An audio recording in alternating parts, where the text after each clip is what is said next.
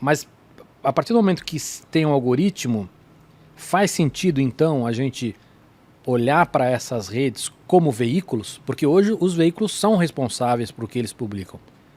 Ele até pode colocar ali, tipo, por exemplo, eu escrevo no UOL. Todo artigo meu tem lá embaixo. A opinião é sua. A opinião desse autor é só dele, não necessariamente é a mesma opinião do UOL, enfim. Né? Mas imagino que eles tenham responsabilidade sobre o que está ali, porque eles são um veículo. No caso do Facebook, isso não acontece. Faz sentido a partir do momento que ele tem um algoritmo e ele decide o que as pessoas estão vendo ou não, que a gente entenda ele como veículo? Então, essa é a transição importante entre o que é intermediário e o que é editor. Quer dizer, o que o cara tem capacidade editorial. Tem a seção 230 do Decency Act americano de 96, acho que 96, da época que o John Perry Barlow escreveu a Declaração de Independência do ciberespaço, onde ele definia duas coisas. Na época ele dizia o seguinte: o intermediário da internet e tal não é responsável pelo conteúdo, porque quem põe o conteúdo é o terceiro, mais ou menos na lista da inimputabilidade do intermediário. Porém, o intermediário, ao se colocar como um facilitador de algo, ele tem também imunidade em estabelecer as regras de participação naquele clube.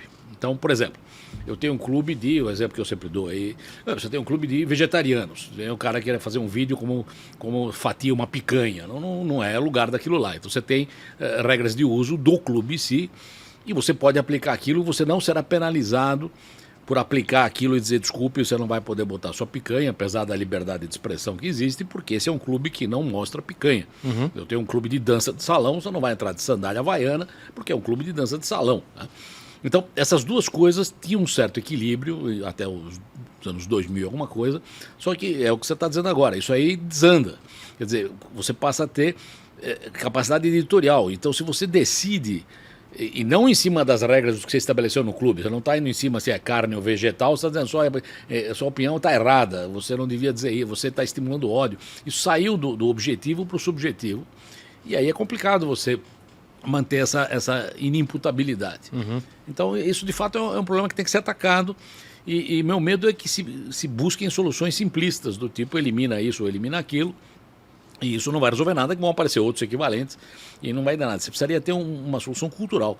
Claro que a cultural em relação às pessoas é de longo prazo, ninguém vai ver isso aí em tempo de vida, mas talvez algo que impeça o efeito de realimentação positiva que o espelho de alguma forma traz. Assim, eu tinha uma opinião muito parecida com a sua, e hoje eu tenho muita dificuldade de manter essa opinião, ainda que eu desejo mantê-la, porque eu vejo que a rede não só ela colabora para isso, mas ela inclusive ela incentiva. São coisas diferentes. Vou te dar um exemplo. Ela monetiza. Sim. Então, mais do que eu dar prioridade para a tua mensagem de ódio, porque mesmo não sabendo que ela é ódio, eu estou vendo que ela tem mais engajamento, eu estou monetizando você. E aí o que acontece? O Focas está vendo você fazer videozinho de ódio e fala, poxa, que legal. Esse cara tá ganhando grana com isso.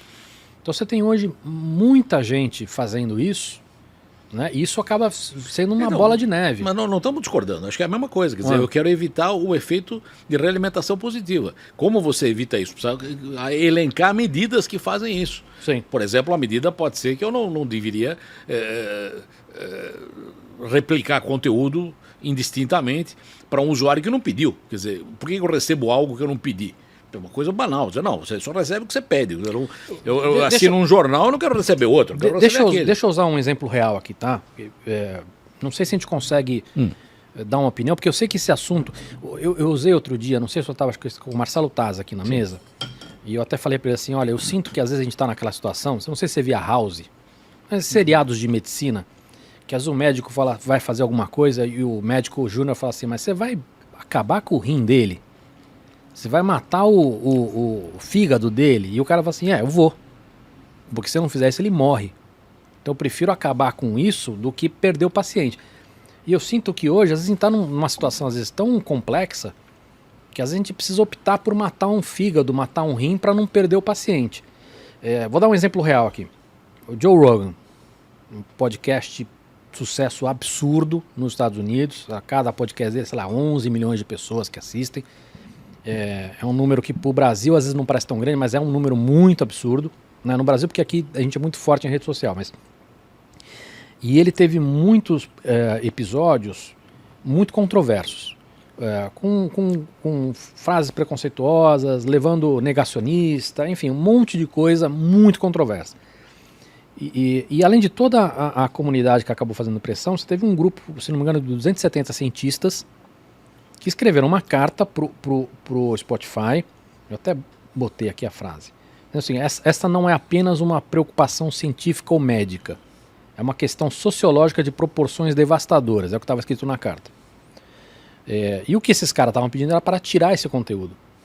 Essa é uma situação que eu fico nesse cenário que eu não sei como agir. Porque assim, pô, por um lado, se fosse o Cava de 10 anos atrás, eu falei assim, não tira.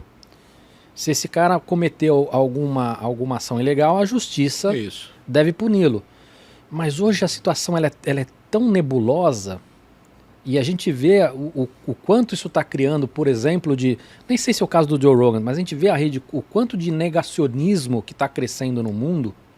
E isso está levando a outras questões, que estão levando a outras questões.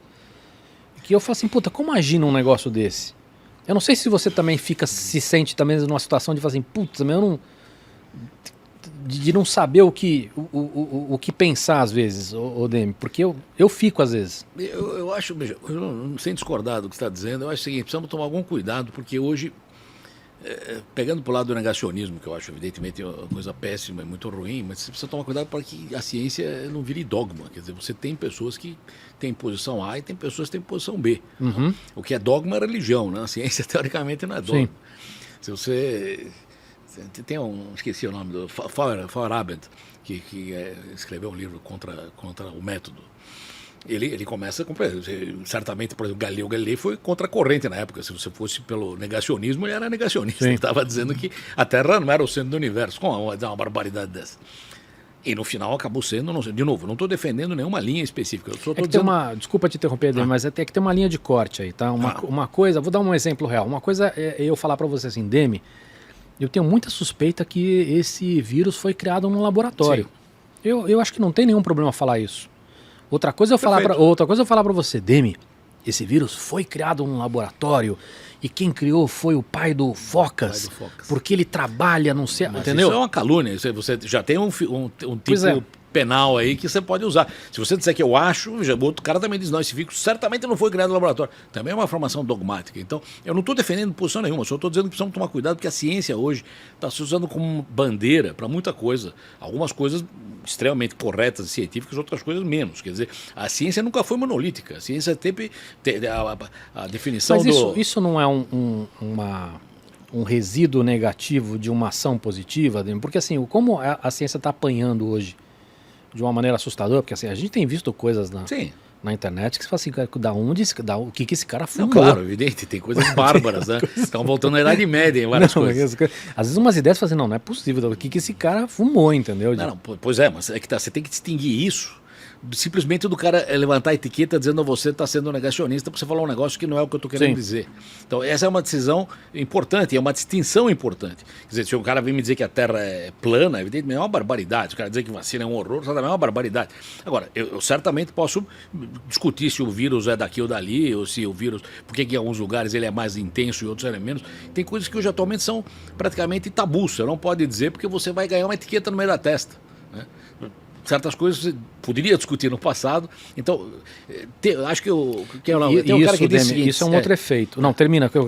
Diz o seguinte, ciência é algo que tem que poder ser negado. Sim, o princípio da ciência isso. Se você não puder negar aquilo, não é ciência, é dogma. Não, perfeito. Então, eu acho que se você não puder negar algo, claro que isso, numa discussão, que vai ter prós e contras, isso não é mais ciência, é isso que eu quero dizer. Perfeito, mas acho que até isso, Demi, é um dos problemas, porque assim, isso está matando inclusive a discussão. Sim, exatamente, esse o meu ponto. Eu tive aqui outro dia o Onício, ele se intitula Detetive de Doenças.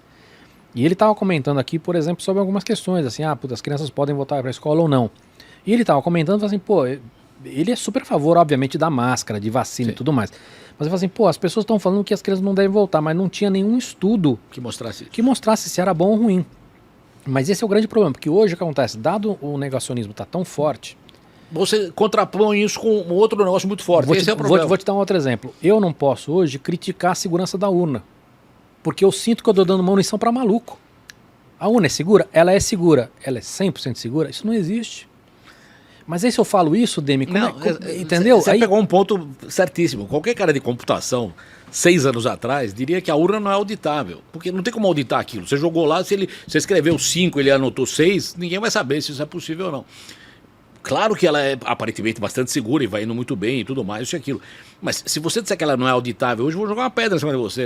Mas me mostra como auditar. Não tem como auditar aqui. Isso é um problema, porque isso está matando, inclusive, esta evolução científica de você bater de frente com a ciência da maneira que tem que se bater. É isso, exatamente. E você vê que você passa a estar inibido em discutir isso. Tem caras de ciência da computação que eu conheço, seríssimos aí, saíram, que continuam achando que tem coisa. Por exemplo, por que você não faz.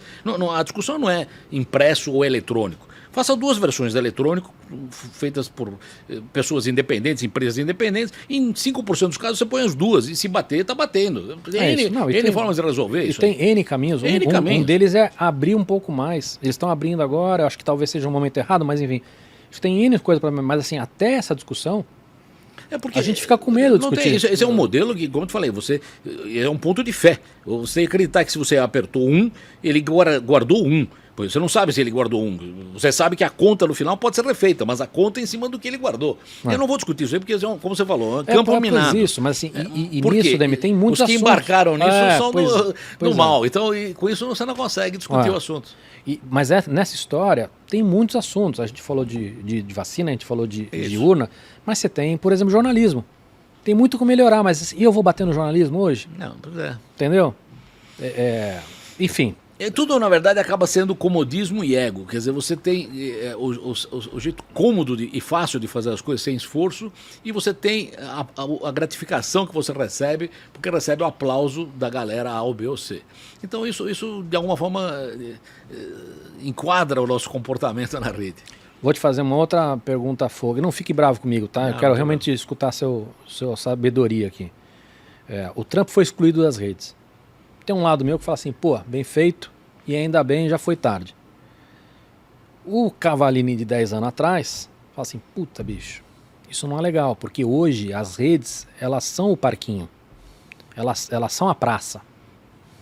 E aí eu estou excluindo uma figura pública da praça. Você tem opinião sobre isso? Veja, eu acho que uma rede, sendo um clube, pode impedir a entrada de alguém que tenha violado a regra do clube, ou então estaria fora do que defende a seção 230 do Decency Act. Então, se definirem onde ele violou a regra do clube, acho que eles têm todo o direito de excluir ele do clube. Agora, essa definição é que é subjetiva, porque isso vai variando, não é mais o que era a regra do clube. Eu não gosto do que ele fala, essa frase é esquisita. Não, o que a gente tem percebido, até pelos vazamentos de outras redes, é que assim, a regra ela existe, mas na verdade ela não. Você tem um grupo de pessoas que é permitido que burle essa regra. E aí quando você tem uma dessas pessoas que estão nesse clube que de repente se aplica a regra, aí fica estranho. Pois é, então... Porque você tem a regra, você não segue, e aí quando você segue fica estranho porque parece que é uma coisa personalizada, né?